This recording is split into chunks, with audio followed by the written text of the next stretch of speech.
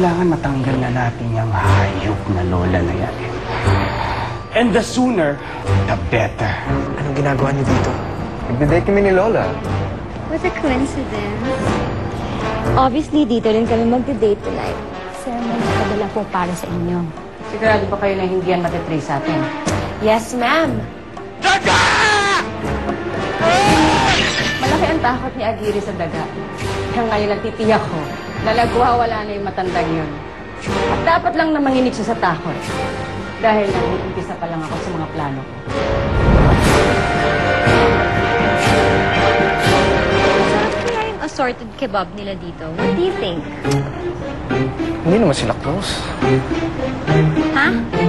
Sa opisina, yan dalawang yun. Hindi naman nag-uusap yan eh. Tapos ngayon makikita ako magka-date. Teka, paano ba nangyari yun? Ano yun, si Pato may gusto kaya kay Lola? Baka. I mean, who cares?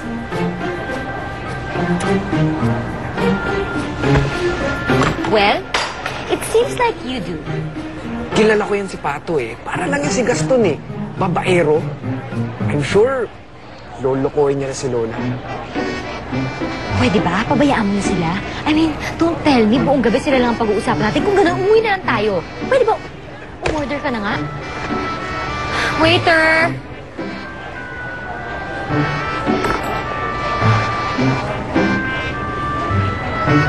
Assorted kebab, please.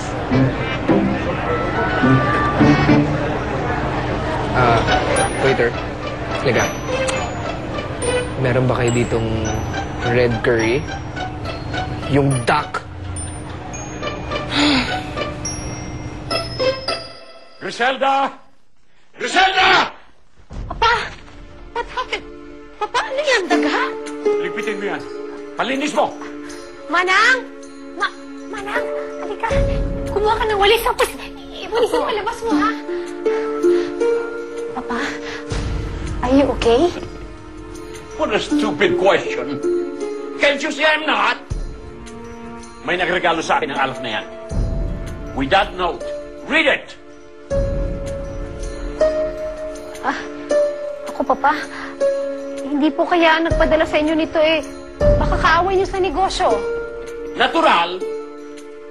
Galing sa isang galit sa akin. Tanga! No, I gotta go right now. I'm in a meeting eh. Oh, mamaya. Okay. You too. Okay, bye.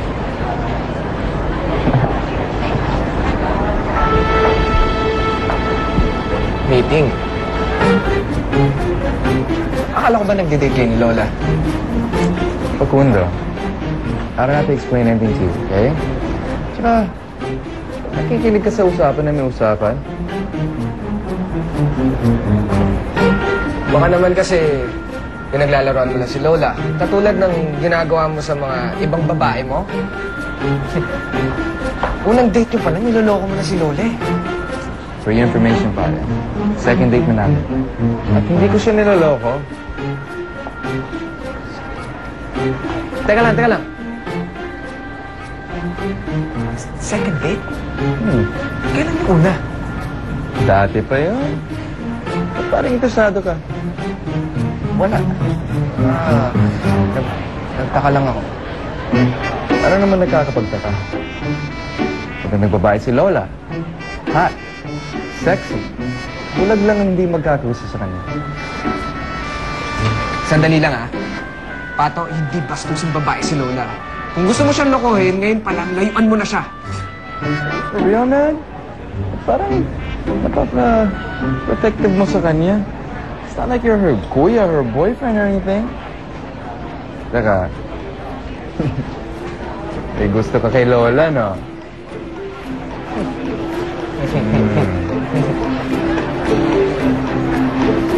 Magkaibigan lang kami. Ayoko na siya masaktan. Intindihan mo? Don't worry. She's in good hands. Ang bahala sa kanya. Papaiyak ko man siya.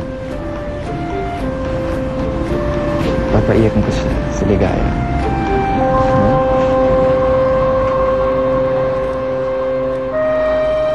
pwede ko palang pagsilaw ng gusto si Facundo. That way, magagalit sa kanya si Sabrina.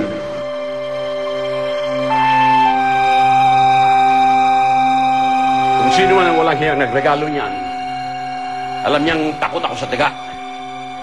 Eh, hindi po ba, Papa, iilan lang naman ang may alam ng phobia ninyo sa daga? Family at saka household health. Baka naman po nagkataon lang. No, this is just a mere coincidence. Someone vicious is after me. And that someone knows me quite well. Namatay ka sa selos.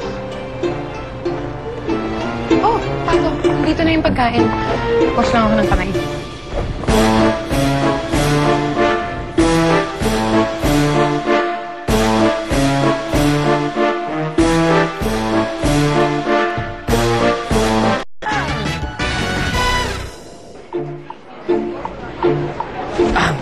Sorry.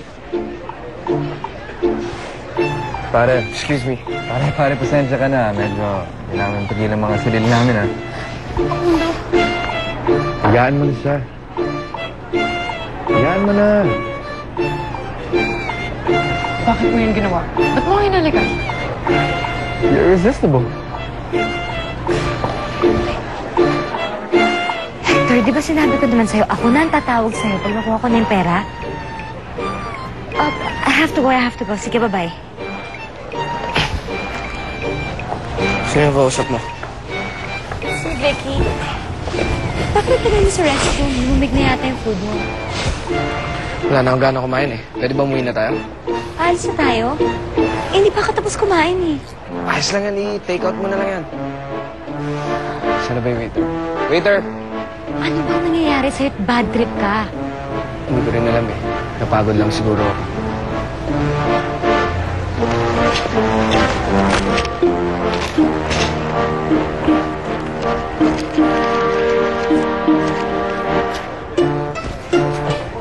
Let's go. Oh, guys leaving so soon. Bakit? Hindi na gusto yung pagkain nyo? Hindi naman. Hindi kasi maganda yung ambience dito eh.